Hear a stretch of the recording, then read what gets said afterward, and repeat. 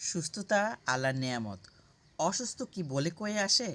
এই ধরনের কথাবার্তাগুলো আমরা কিন্তু নিজেদের কনভিন্স করার জন্য এবং অন্যকে কনভিন্স করা বা বোঝানোর জন্য আমরা বলে থাকি। কিন্তু আপনি কি লক্ষ্য করেছেন যে আপনার আয়ের একটা বিশাল অংশ কিন্তু এই অংশে খরচ হয়ে যাচ্ছে?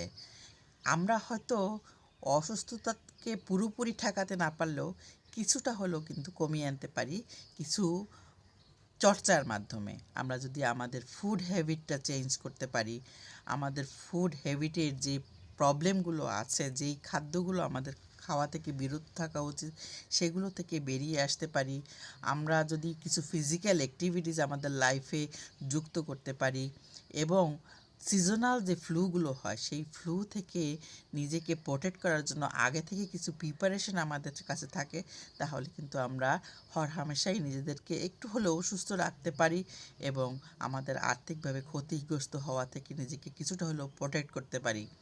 মনে রাখবেন, একটা পরিবারে কেউ একজন অসুস্থ হলে সেই পরিবারের যে কী দৈন্য দুর্দশা হয় সেটা যিনি অসুস্থ হন তিনিই কিন্তু ভুক্তভোগী। না পারে কাজে যেতে, না পারে পরিবারের কোনো সহযোগিতা করতে, পরিবারে যারা থাকে সবাই কিন্তু এই ব্যাপারে উদ্বিগ্ন থাকে।